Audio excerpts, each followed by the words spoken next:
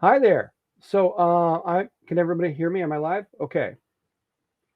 So my name is Greg Beadham. I'm an instructor and coordinator at Max the Mutt College of Animation, Art and Design. I help to run a program on sequential art and illustration.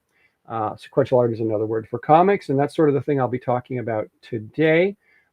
Primarily, I'm going to be talking about what some might refer to as the visual storytelling component of comics. So what do I mean by that? Well, a guy named Carl Potts said it really well in one book where he said that if you take this overall umbrella of comics and you look at what are the components of that, one might be the story, another might be the art, but a third would be this weird kind of in between glue that kind of connects the two into one thing, which is the actual visual storytelling of the thing.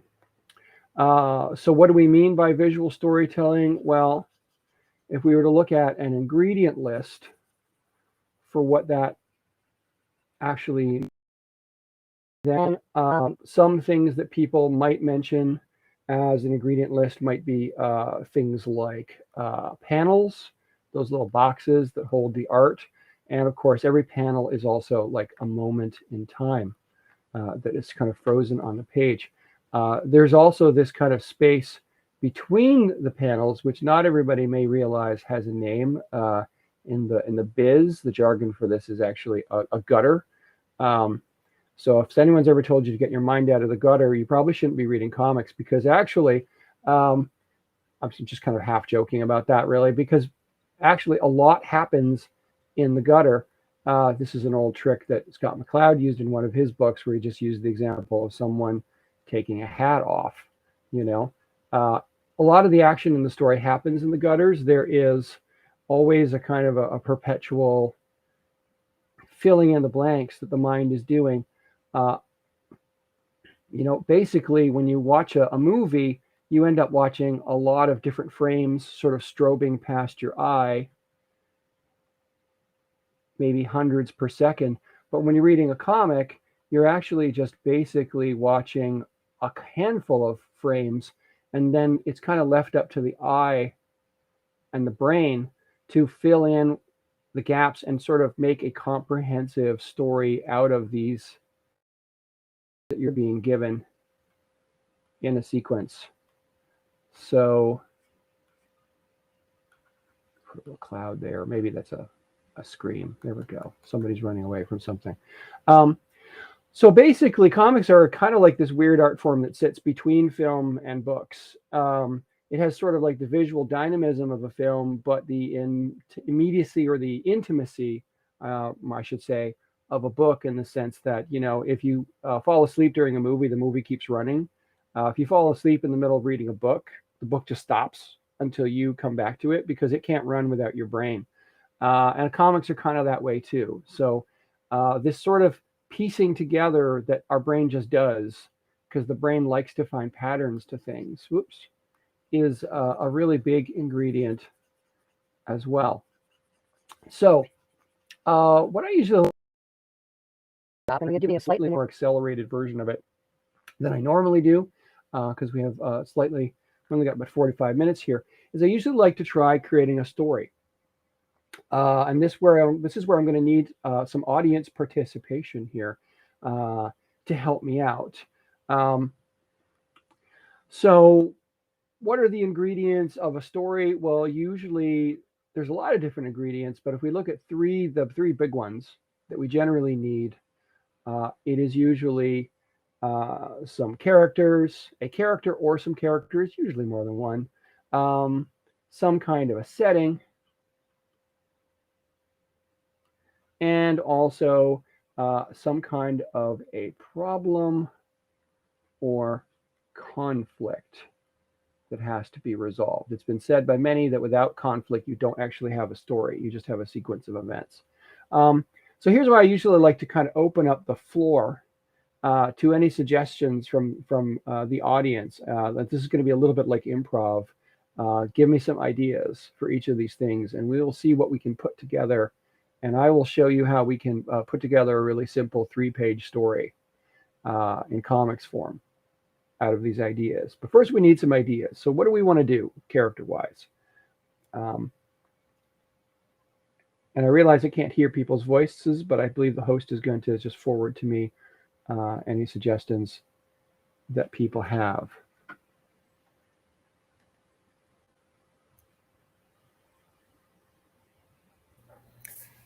Keeping an eye open on the chat, folks, feel free to throw your suggestions in there. And I will mention, Greg, there's a bit of a 30-second time delay too, so it may take folks a second to chime in. Okay, thanks for the reminder about that.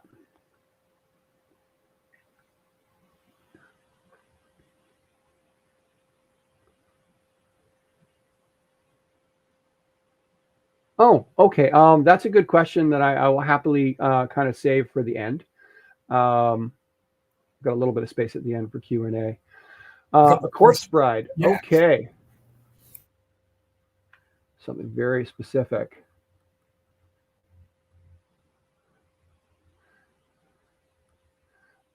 Any other thoughts on some characters we could have in the story?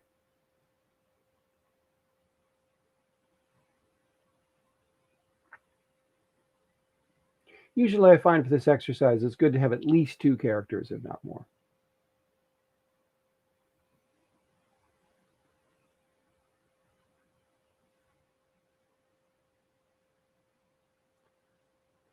Although I suppose if I really wanted 2 characters, I could always break this up into a corpse and a bride.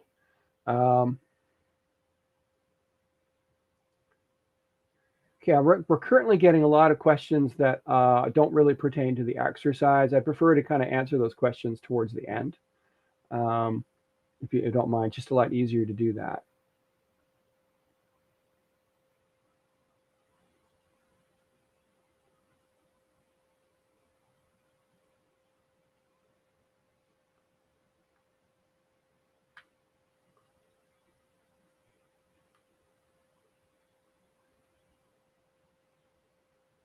There we go. We got a frog. And any other ideas?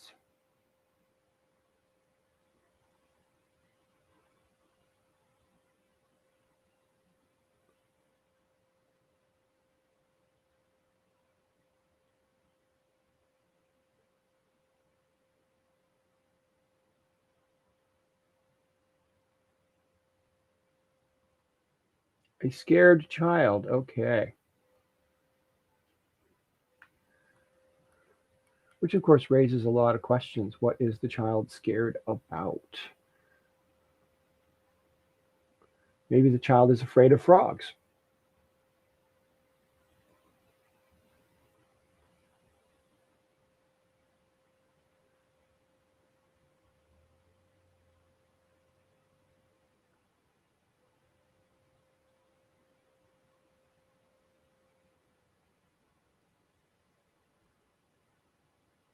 Oh, there we go.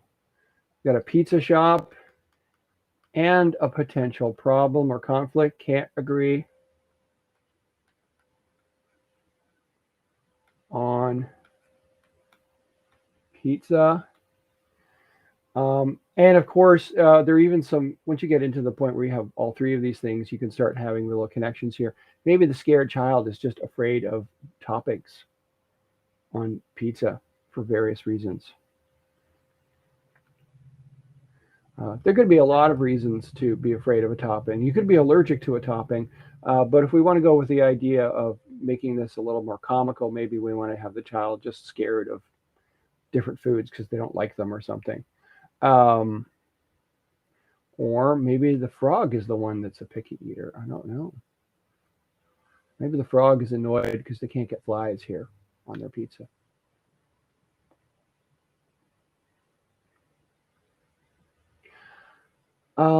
Well, anyway, I think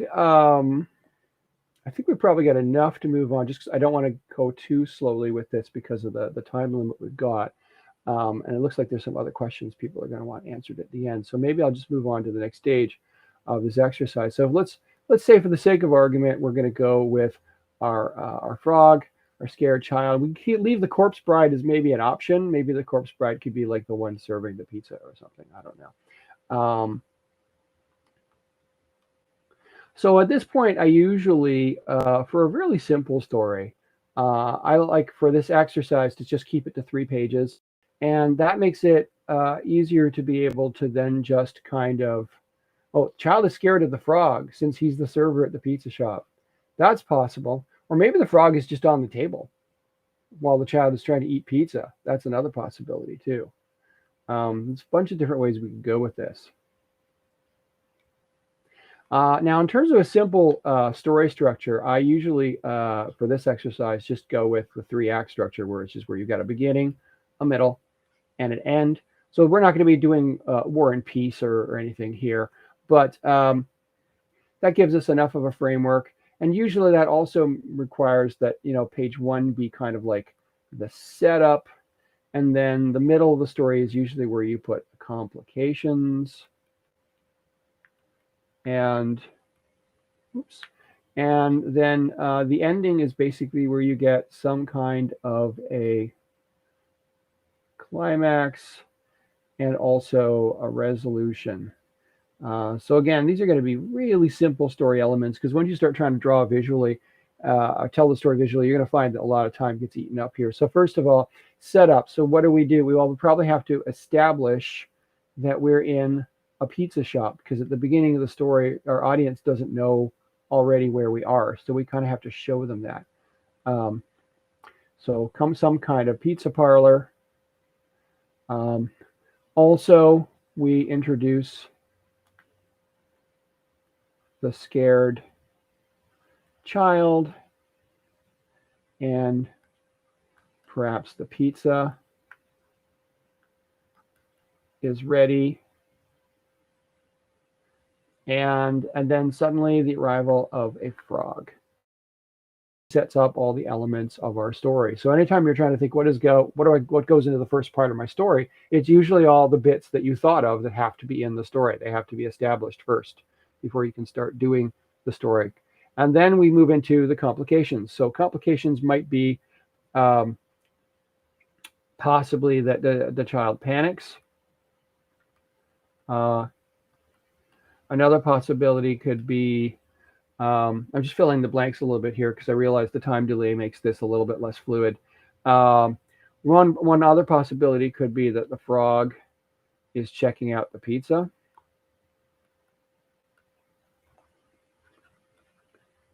Maybe the frog sticks his big old tongue on the pizza and just goes, that's another possibility.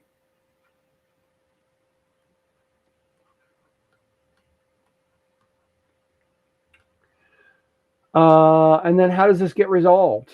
Well, there'll be a few different options. One might be that the child chases away the frog. Another possibility could be the frog steals the pizza. Another could be that the child and the frog, get past their shared distrust of each other and decide to share the pizza. I don't know. What do you think? Should we want a happy ending, or do we want like a chaotic, unhappy ending? I like happy endings because they're easier to make it feel like it has a resolution. So maybe we'll just go with some version of that. Although we could have a little bit of conflict in here, like maybe the frog tries to steal the pizza. And then our resolution could be something like, I don't know, realizes there's no flies on it.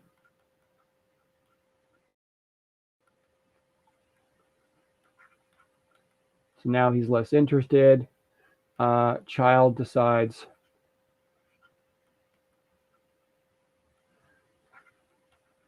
to share, and maybe, gets a little bit over their fear of frogs. So that would be one like really simple kind of resolution that you would have there. Now, once you have a sort of a rudimentary plot, and by the way, this is what some people in the biz might call a plot script. There are various different ways to write out a story in comics. Some of them are a lot more involved than this. Some look like full scripts that look more like movie scripts, but with page counts and panel breakdowns built into them. This is another one where you just kind of write a rough description of what happens on each page. So that's what's usually called a plot script or a plot description format. So at this point, I'm basically just going to make myself, this works a lot better if I use my mouse. There we go. I'm just going to make myself a couple of rectangles just to turn into pages. And I'm just going to make 3 of these and put them up here on my screen just so I can very quickly work. And what I'm going to be doing here right now is not going to be a bunch of finished artwork because that takes more time. And this is going to be a quick thing. But usually, anytime I start doing a story, I don't just go straight to doing some beautiful, finished, immaculate page. Although some people assume that's what artists do, that they just start drawing and everything comes out beautifully. But most of the time, an artist will want to plan the page before they start. And so they won't just start with the finished art. What they'll do start with is more like what I tend to refer to as chicken scratches, or what some other people might call thumbnails. So you basically do some kind of very simple scribbly thing. And here's what I'm going to just do right now. I want to maybe do a couple of establishing shots here. So one, let me just put like some kind of sidewalk shot. This is what we might call like a pair of establishing shots. So first I'm going to establish some kind of a street corner and a window. And I'm going to put like a bit fun little, actually I don't really have enough room here to do good lettering. So I'm just going to write pizza. Pizza place. It is a place where you get pizza. And well, maybe I'll just throw a little bit of shading on here just for my own benefit, just because it makes me easier for me to visualize that. And let me just make this gutter a little bit more visible. Whoops, wrong tool. And maybe just put a little parking sign there. There we go. And then inside we might have some different bits of furniture, maybe some tables. There's the inside of the window, and there's a child sitting there. And then I'm probably going to want to make this a nice thin panel and a child looking up. Notice I'm barely drawing the people here. Someone brings over the pizza. And this is what I mean when I say this is basically just the drawing stage. That's a terrible child. I would probably totally redraw that kid later. I'm not even sure it looks like a child. It looks like some weird mutant skeleton. But at the beginning stages, I'm not really trying to draw good here. I'm mostly just trying to answer the most immediate questions that exist at the visual storytelling stage, which is sort of like the who, where, what kind of questions. So, the first one is always choosing my moments. What am I going to have happening in each moment? Because there's a lot of different choices I can make in terms of what I will show or not show in each panel. Comics is often about filling in the blanks. So you want to be able to figure out which ones are going to be the blanks and which ones are going to be the things that you show. The next question is usually composition within the panel. And then the third question is usually the arrangement of the panels, all of them across the page, and how does that affect the flow of reading on the page? So all of that is kind of going on in my head while I'm sort of choosing all of these little moments here. So now I think I'm just going to go for a really tall panel here. I'm not sure why. I feel like there's something just kind of like emotionally powerful sometimes about a great big panel. So here's a page, here's a child, and there's a pizza. And maybe I'll make the child a little bit bigger there, just staring at the pizza. And here's a wall, and there's a window, and then maybe there's other people in the background. So I'm just creating a little space around this character while this child, I don't know why I keep giving them this crazy hair, but anyway, he's just kind of looking at the pizza, and maybe they're not quite sure if they like this kind of pizza. Just show the box from another angle here.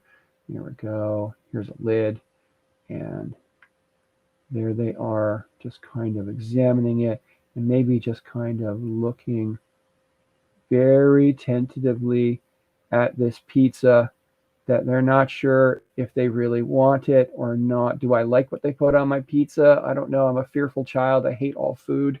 And then suddenly, I'm going to do this in 2 shots here. Oops, no, I don't like that. Going back. Quick little decisions here that I may change. And this is one reason why I'm doing everything really scribbly. Because if you do everything good, it's a good drawing the first time, before you've even decided what you want, then there's a lot more to redo. But if you just do everything as a really rough drawing first, then it becomes a lot easier to sort out the visual problems. Now this is going to be really tiny, but I'm just going to draw a frog just sitting on the table there. And here's my kid reacting to it. And so there I've done. I've managed to introduce all of the elements I wanted to have on my first page. I got a pizza place, I got a kid, I got a pizza, and now I have a frog. So now I can move on to what I wanted to do with page 2. So what do I have? I have the child panicking, and the frog checking out the pizza, the frog trying to steal the pizza. So how do I want to do this? And how many panels do I want to do it in? Do I want to have a lot of panels? Do I want to have a small number of panels? These are all the things I'm kind of thinking about. I kind of feel like this is a little more of a chaotic page, so maybe I'll give some like strange angular panels that aren't quite straight. And maybe I'll just play around a little bit with that. And maybe I'll just give myself a smaller number of panels to try to work with, because if the panels are bigger, that'll make the action a lot more pronounced. And so here is where I start making a few different choices about where do I put my camera, metaphorically speaking, and which angle do I want to do everything from. I kind of feel like on one hand, I want to reverse the shot a little bit, and I feel like I might be able to get away with that without confusing people too much. I reserve the right to change my mind later in the process. But here, let me just put my table here. Here's my box of pizza, and here is my kid. And my kid is basically going, ah, a frog. Ah, it's all so terrifying. And meanwhile, I'm just going to have my frog here, and he's just kind of hopped up on the box, and he's looking at the pizza, and he's going, oh, I've never had pizza. I wonder what that's like. Here, I want to make sure I want to leave some room for some words, and maybe I'll just have my frog going, And then I might just have like some kind of close-up shot of a pizza with a frog basically checking it out. And there's my box. There's my table. Again, I'm just roughing things in this very general kind of drafting way while I figure out what is the best arrangement of these elements on a page. And then let's have this frog try to steal a slice. I'm still trying to figure out even just the mechanics of a frog grabbing a slice of pizza, but let me just see how this goes. I might, in real life have to take a couple of stabs at this. I'm not working with any reference material here either, so I don't even necessarily know if I'm doing a frog right, but maybe I'll make some kind of sound effect here. I don't know what the sound effect of a frog trying to pull a pizza is yet, so I'm just going to place that there to remind myself I want there to be one. And now maybe there's some other changes I might make along the way. I might have the kid try to smack the frog, say, stay away from my pizza, or I might just have the frog spit out the pizza.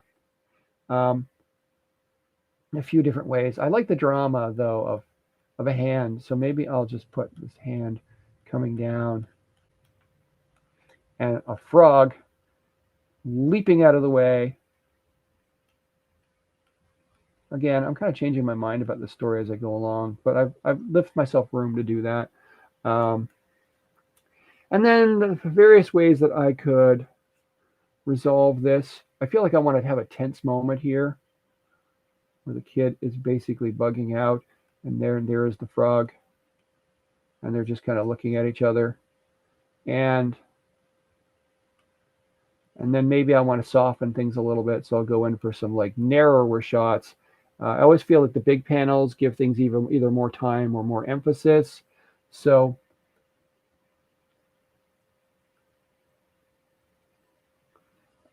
close-up shots are great opportunities to show a little bit of emotion and personal connection. And oh, this will be great. I know what I want to do here. I'm going to give this frog great big soulful eyes. This is the falling in love moment, and I'm not sure if I quite pulled it off in that drawing, though. I feel like I kind of screwed up a little bit on the shape of the eye there, because the first eye I liked. I didn't really like the second one. Let me just try that again. I don't always try to get everything good in the thumbnail, but there are some bits that if they're for the storytelling, I really want them to look right. And I also am not sure what I want to do with this mouth. I'll give him a little bit of a, yeah. There we go. So the frog's basically giving this kid his baby blues, you know, just his best ooh kind of face.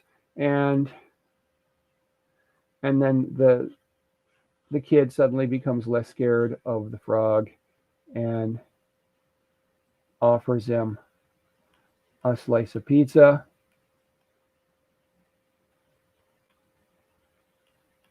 From the box.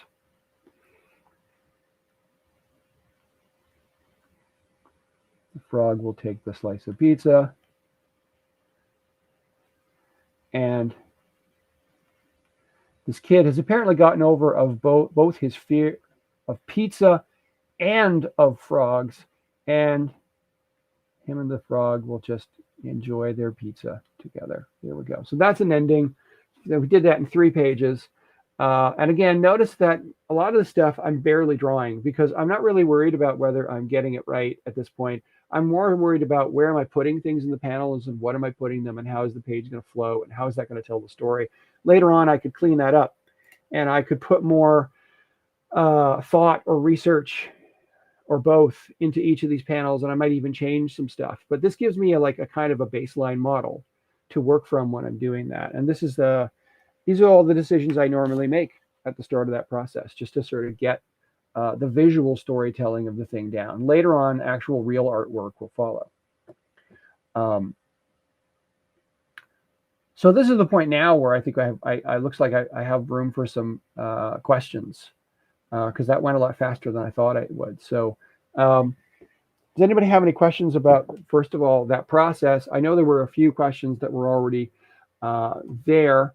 And maybe I should address those first while I'm waiting for other ones to come in. Oh, hang on. Here's a good one that kind of falls off, though. What can angles do for a story? Well, that's a good question because I tend to think that, you know, the panel kind of operates like a camera. And so everything that applies in cinematography and film also applies in a comic book page. And sometimes you might get someone you might get a tilted angle on a shot. Sometimes you might get a bird's eye view. Sometimes you might get a shot of someone's feet instead of their face because that gives a different feeling on the story. So everything is all about point of view, right? Notice that in these panels in the middle here, I did close-up shots of the characters because focusing on their faces was more important in that moment. In another panel, it was more important to focus on the pizza or the hand. So yeah, I think that they make a big difference.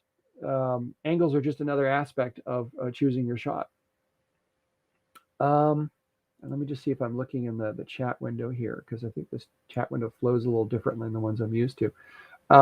So some of the questions we had about 15 minutes ago, tips on creating a portfolio for an art school or program. Well, first of all, if you have any opportunity to talk to the people who run that program to ask them what they're looking for, I think that's a really good idea because not every program is going to be looking for the same things. Not every program is going to be focused on the same things.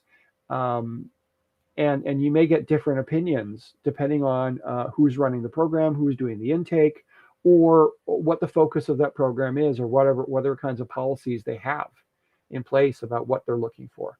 For instance, in our program, I usually say, I don't care if you're a wizard at every one of these little things. I want to know that you've tried them.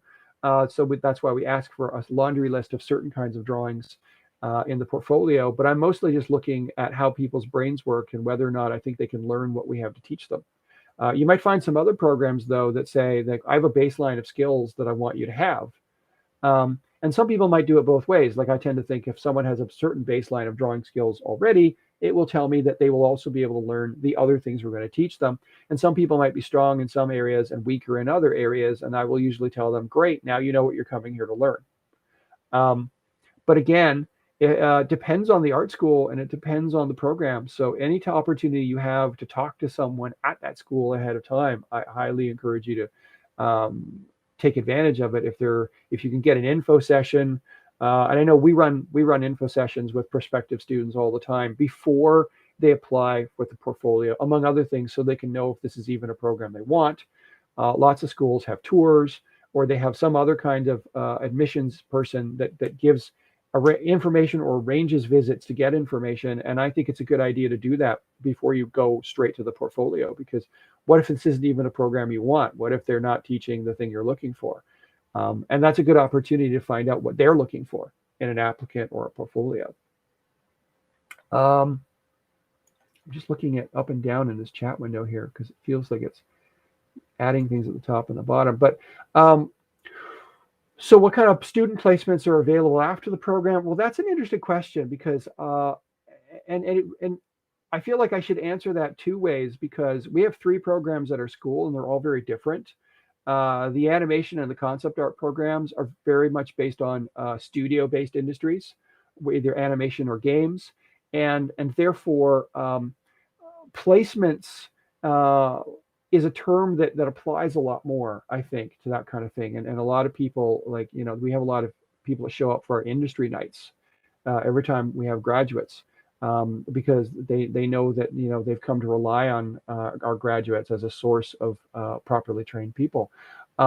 Whereas the sequential program, because that prepares people for freelance work, placements isn't really an applicable term, because mostly people are training to have their own business where they're going to work essentially as a contractor who does gig-based work for clients, for publishers, or in some cases, some people are also producing their own graphic novels that they want to shop around to publishers. And so it's not really a question of student placements. It's a question of creating a business for yourself where you're going to go out there and work for yourself for most of your career. So your placement in that sense is really easy because you're hired. If you're hiring yourself, you're hired.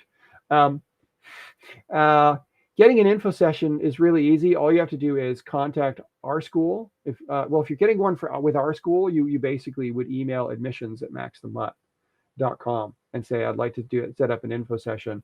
But any school should have that info on their website. I know ours does. And if you just go in and look for the admissions section and find out, who's the right person to contact, and often they'll, what are the first steps, but if you're looking at our school, I can tell you that answer really quickly, which is, it's admissions@maxthemutt.com, and just say, I want to know stuff, please. And I want to know stuff about this program. Can you hook me up with an info session or a virtual tour? Right now, those are both the same thing because everything's online. And they would generally match you up with one of the coordinators, and that would move from there. Wow, we had a ton of things in the chat window and suddenly it emptied out. Does anybody have any other questions for me? Still got a few more minutes.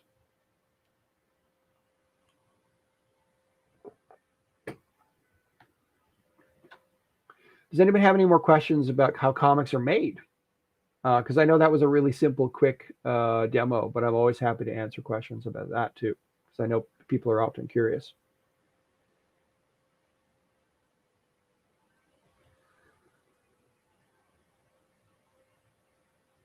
I can speak for myself, Greg, that I've just started reading comics over the last few months. I got into The Unbeatable Squirrel Girl in a very big way, so this has been very fascinating. Very, very cool.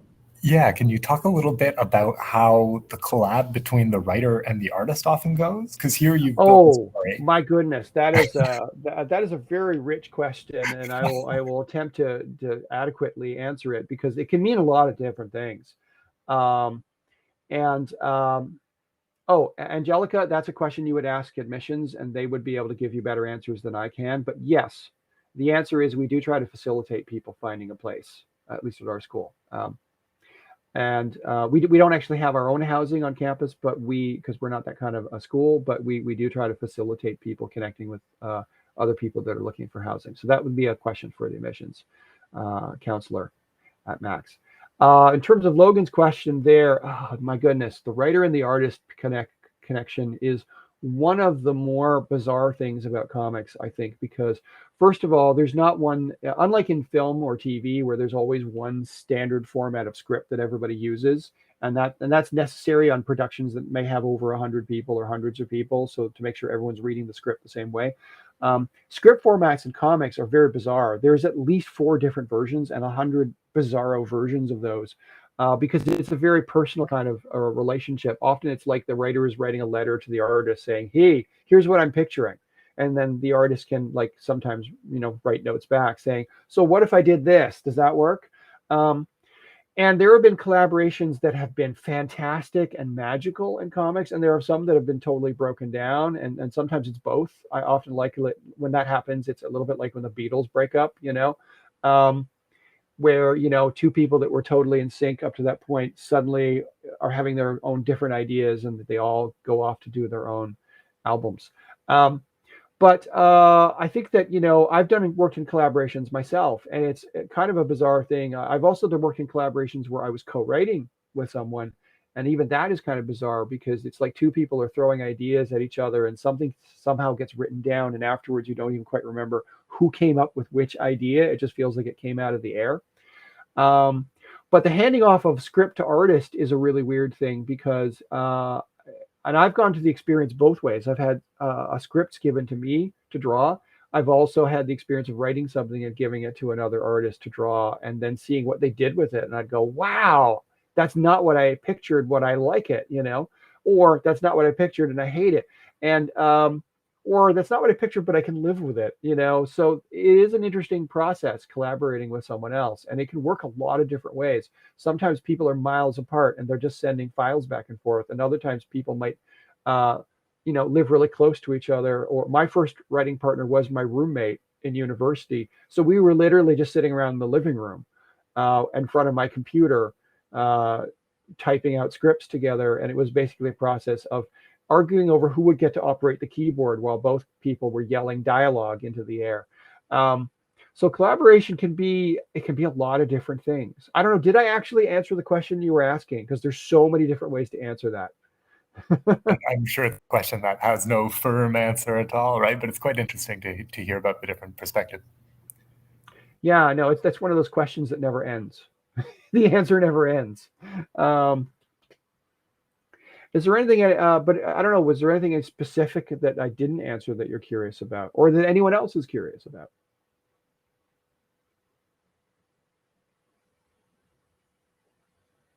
Yeah, something that I wonder about, and you did sort of touch on it, is how much in a sort of writer v artist relationship, how much the writer sort of lays out what they want to see, and maybe it'll depend on each partnership, but how much sort of authority each partner. Yeah, well, I mean that kind of touches back on the thing I was saying before about different script formats, and there have even been some like creative or legal battles over this the question of that because I know that there in certain companies that I won't name here, there have been some cases where it was disputed how many the story ideas came from the writer and how many came from the artist, simply because if a writer is giving the artist a really bare paragraph description of what happens, that means a lot more story is being generated by the artist as opposed to the full script format where a lot more stuff is being laid out in detail, where it says panel 1, character